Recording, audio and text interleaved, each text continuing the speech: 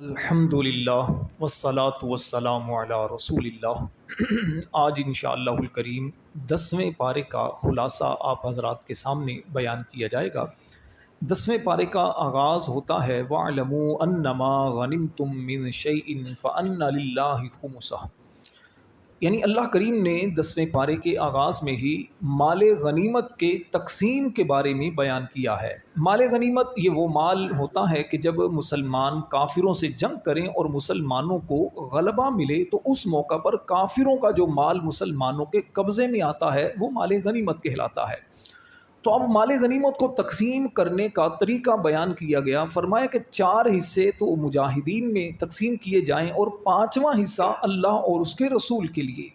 رسول کریم علیہ السلام کی یہ ثوابدید پر ہے کہ آپ اپنا وہ حصہ کیسے تقسیم فرماتے ہیں، غریبوں، یتیموں، مسکینوں وغیرہ اور دیگر رشتہ داروں کو وہ حصہ تقسیم کیا جاتا تھا۔ اس کے بعد سورہ انفال جو کہ 9ویں پارے سے شروع ہوتی ہے اور 10ویں پارے کے ربع اول تک، یعنی پہلا جو ربع ہے وہاں پر آ کر یہ ختم ہوتی ہے۔ اس کے بعد سورہ توبہ شروع ہوتی ہے۔ سورہ توبہ یہاں سے شروع ہو کر پھر آخر تک چلتی ہے۔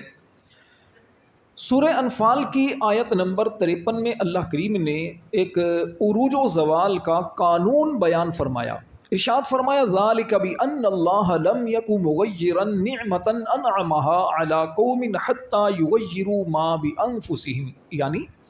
اللہ تبارک و تعالی جب کسی قوم کو کوئی نعمت دیتا ہے تو جب تک وہ قوم نعمت کو بدلتی نہیں ہے، اپنی حالت کو خود نہیں بدلتی، اللہ تعالیٰ اس قوم کی حالت کو نہیں بدلتا۔ یہ آیت کریمہ اگرچہ خاص طور پر نازل تو مکہ کے مشرکوں کے بارے میں نازل ہوئی کہ جن کو اللہ کریم نے بہت ساری نعمتوں سے نوازا، ان پر بھوک تھی، اللہ تعالیٰ نے ان کی تنگی کو دور کر کے ان کو روزی عطا کی، یہ بہت خوف اور ڈرے ہوئے رہتے تھے، اللہ تعالیٰ نے ان کو امن عطا کیا۔ نبی کریم علیہ السلام کی صورت میں اللہ کریم نے ان کو نعمت عطا فرمائی، لیکن ان لوگوں نے بجائے اس نعمت پر، اللہ کی ان نعمتوں پر شکر کرنے کے انہوں نے ناشکری کی اور اللہ تعالیٰ کی نعمتوں کو بدل دیا، نبی پاک پر ایمان نہ لے کر آئے، نبی پاک کی رسالت کو جھٹلایا۔ تو پھر نتیجہ کیا ہوا کہ یہ لوگ دوبارہ ذلت کی پستیوں میں چلے گئے، اور جو ایمان لے کر آئے، نبی پاک کی غلامی میں آئے، تو اللہ پاک نے ان کو عروج اور بلندیاں عطا فرمائیں۔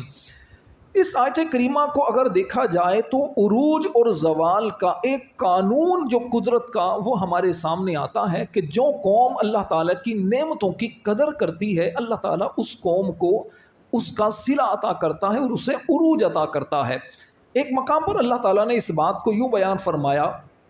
لَإِن شَكَرْتُمْ لَأَزِيدَنَّكُمْ، اگر شکر کرو گے تو زیادہ دوں گا،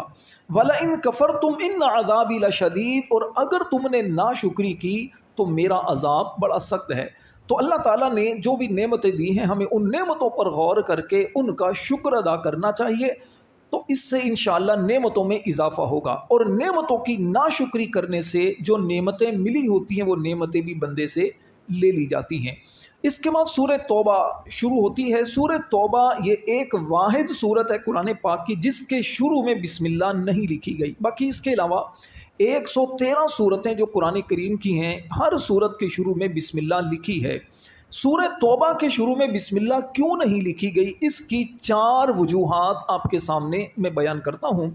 ایک وجہ تو یہ ہے تفسیر جلالین میں جو بیان فرمائی گئی کہ ہر سورت کے شروع میں بسم اللہ نازل ہوئی، جبریل علیہ السلام جب سورت لے کر آتے تو پہلے بسم اللہ بھی ساتھ لے کر آتے، لیکن جب سورہ توبہ نازل ہوئی تو اس کے ساتھ بسم اللہ نازل نہیں ہوئی۔ دوسری وجہ یہ ہے کہ نبی پاک علیہ السلام پر جب کوئی آیت یا کوئی سورت نازل ہوتی تو آقا کریم علیہ السلام اپنے صحابہ کو بتا دیتے، تو اپنے صحابہ کو بتاتے جو کاتب وہی صحابہ تھے، تو اس آیت کو، اس سورت کو اس مقام پر رکھ دیتے تھے۔ جب نبی پاک علیہ السلام نے سورہ توبہ کا بیان کیا تو سورہ توبہ کے شروع میں بسم اللہ لکھنے کا نہیں فرمایا۔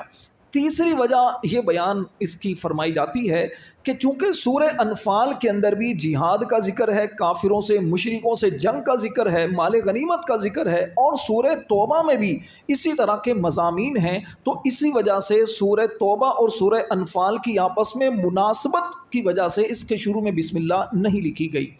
اور چوتھی وجہ یہ بیان فرمائی گئی کہ سورہ توبہ کے اندر چونکہ جنگ کا ذکر ہے، کافروں مشرکوں پر سختی کرنے کا ذکر ہے، اس وجہ سے، اور چونکہ اللہ کا نام جو بسم اللہ الرحمن الرحیم، اس میں رحمت کا ذکر ہے، تو اس لیے سورہ توبہ کے شروع میں بسم اللہ نہیں لکھی گئی۔ مولا علی شیر خدا رضی اللہ تعالی عنہ آپ فرماتے ہیں کہ بسم اللہ یہ امان ہے، اور سورہ توبہ جو ہے یہ امان اٹھانے کے لیے نازل ہوئی۔ یعنی سورہ توبہ کا اگر آپ آغاز دیکھیں تو آغاز کے اندر ہی اس بات کو بیان فرمایا گیا، براءۃ من اللہ ورسولہ الی الذین عاہدتم من المشرکین، یعنی اللہ تبارک و تعالیٰ اور اس کے رسول مشرکوں سے بری ہیں۔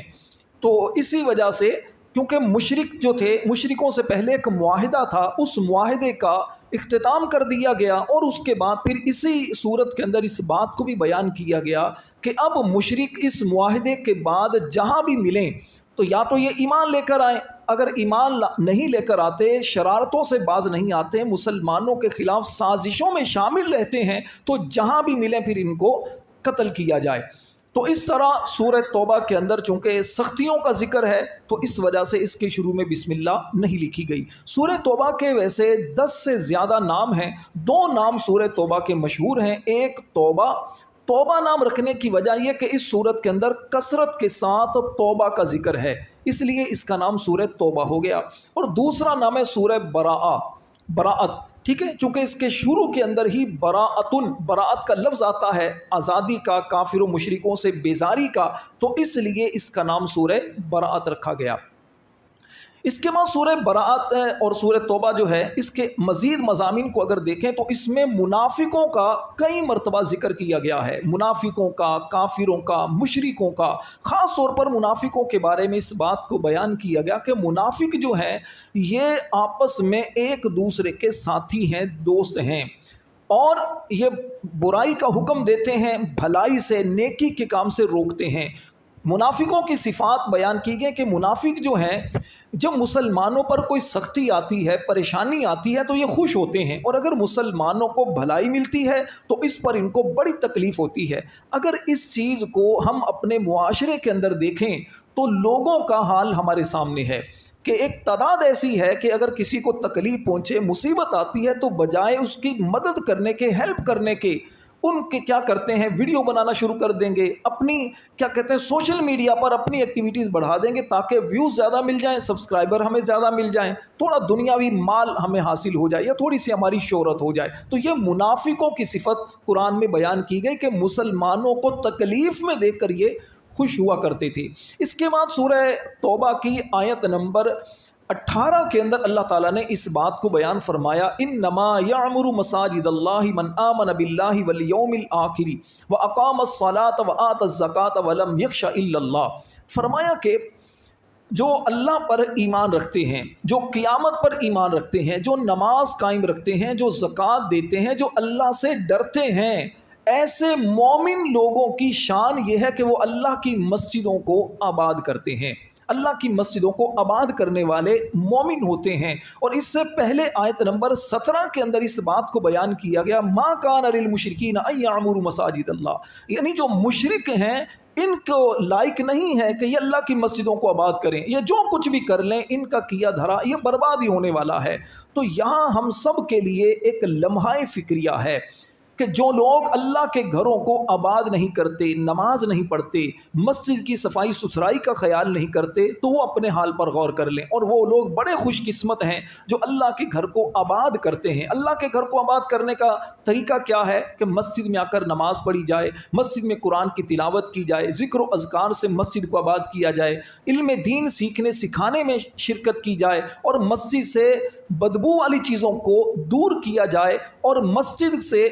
ہر طرح کے جھگڑا، فتنہ، فساد سے مسجد کو پاک اور صاف رکھا جائے۔ مسجد کی تعمیرات میں، مسجد کے اندر جو بھی معاملات ہوتے ہیں اس میں تعاون کرنا، یہ مسجد کو آباد کرنا ہے۔ آقا کریم علیہ السلام نے فرمایا، من بنا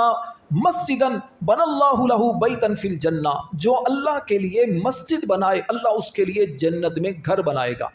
اب اس کا علماء نے اس کی شرح میں یہ بیان کیا کہ ضروری نہیں کہ پوری کی پوری مسجد کوئی بندہ بنائے تو ہی اسے فضیلت ہوگی. فرمایا مسجد میں تھوڑا سا بھی کام ہوتا ہے تو اس میں جو شرکت کرتا ہے تعمیرات کے اندر، اللہ تعالیٰ کے ہاں انشاءاللہ اسے بھی یہ اجر و ثواب ملے گا، اس کی رحمت بہت بڑی ہے. اللہ تعالیٰ سے دعا ہے اللہ ہم سب کو اپنے گھر کی خدمت کرنے کی اور قرآن پاک پر عمل کرنے کی توفیق عطا فرمائے. آمین بجاہ النبی الامین.